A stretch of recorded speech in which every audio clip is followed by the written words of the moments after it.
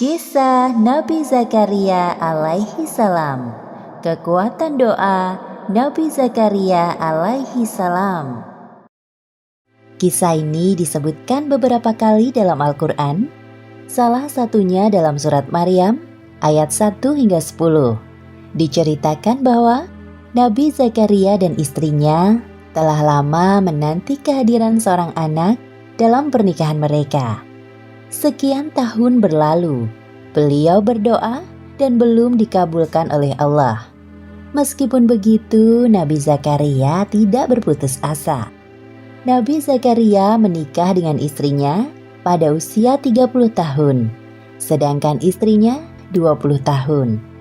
Mereka berdua sangat mendambakan kehadiran seorang anak. Wahai istriku, semoga kita segera diberikan keturunan. Aku sangat mendambakan kehadiran seorang anak dalam kehidupan kita. Aku juga menginginkan hal yang sama, wahai suamiku. Kita harus berdoa dengan khusyuk agar Allah mengabulkan permintaan kita. Semoga Allah mengabulkan doa kita. Amin.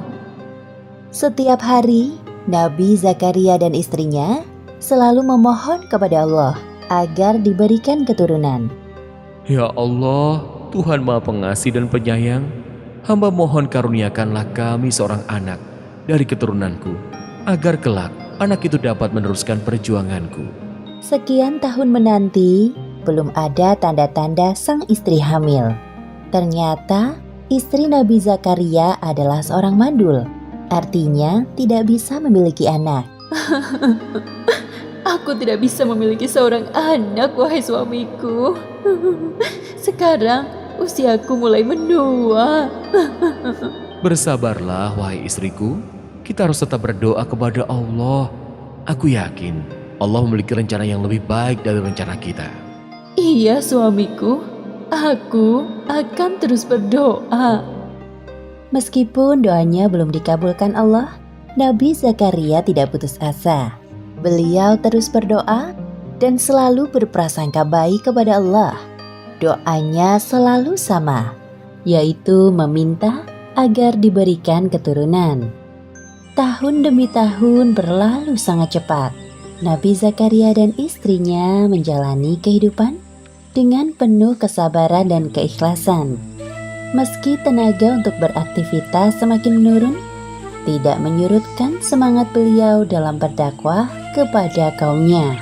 Seperti yang disebutkan dalam Al-Quran, surat Maryam ayat 4.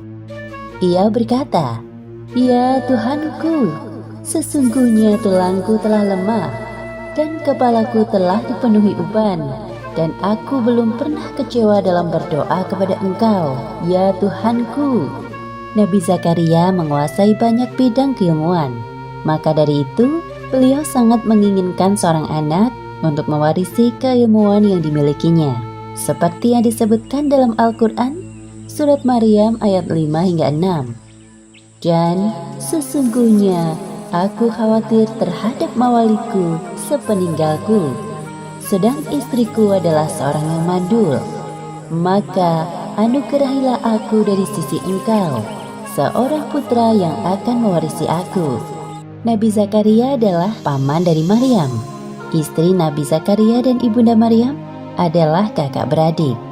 Ibunda Maryam bernama Hannah, sedangkan ayahnya bernama Imron. Kisah keluarga Imron dijadikan sebagai salah satu nama surat dalam Al-Quran, yaitu surat Ali Imron. Pada saat Maryam masih dalam kandungan, Imron dan Hannah telah bernazar kepada Allah untuk menyerahkan anaknya kelak menjadi orang yang taat kepadanya. Namun, sang ayah yaitu Imron meninggal saat Maryam masih berada dalam kandungan ibunya. Setelah Maryam lahir dan dapat mulai berpikir, Hannah menyerahkan Maryam kecil dalam pengasuhan Nabi Zakaria. Pada suatu hari, Nabi Zakaria menemui Maryam remaja sedang duduk di mihrabnya. Beliau memperhatikan ada banyak makanan di dekat Maryam. Karena penasaran, Nabi Zakaria bertanya kepada Maryam, Wahai Maryam, dari mana kamu memperoleh makanan ini?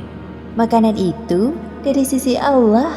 Sesungguhnya Allah memberi rejeki kepada siapa saja yang dikehendakinya tanpa hisab. Nabi Zakaria terkejut mendengar jawaban dari Maryam.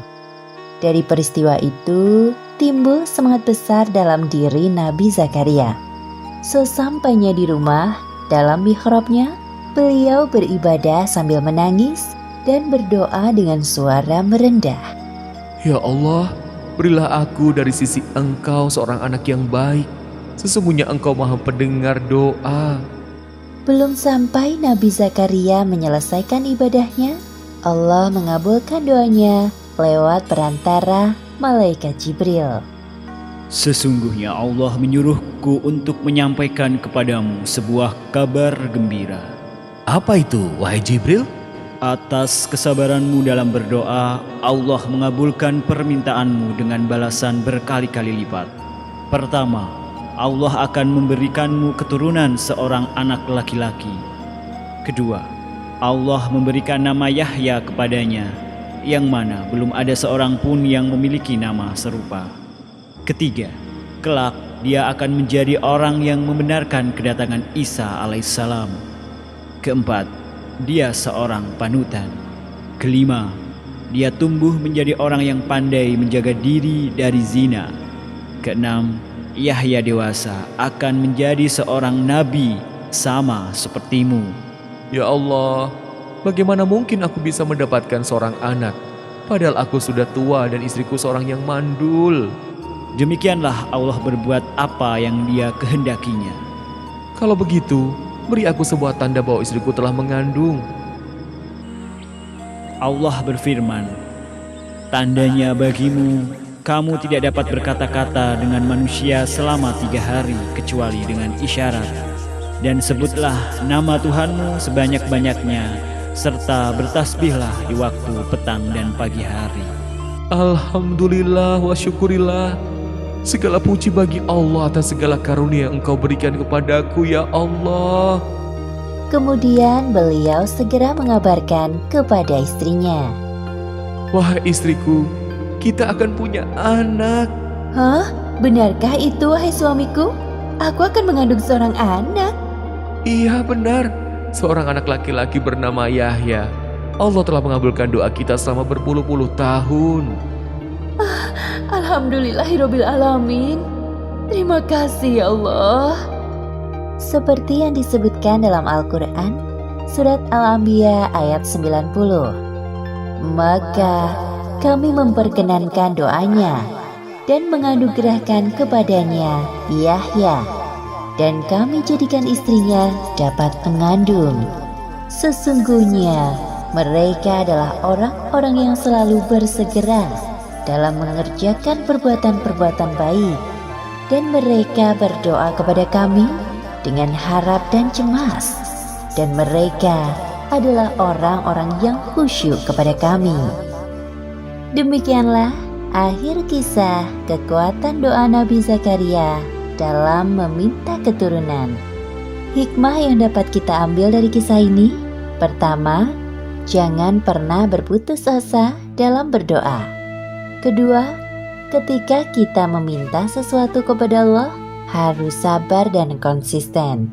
Pada saatnya, Allah akan mengabulkannya lebih dari yang kita harapkan. Ketiga, kisah Nabi Zakaria ini membuktikan kepada kita bahwa kekuasaan Allah tidak terbatas.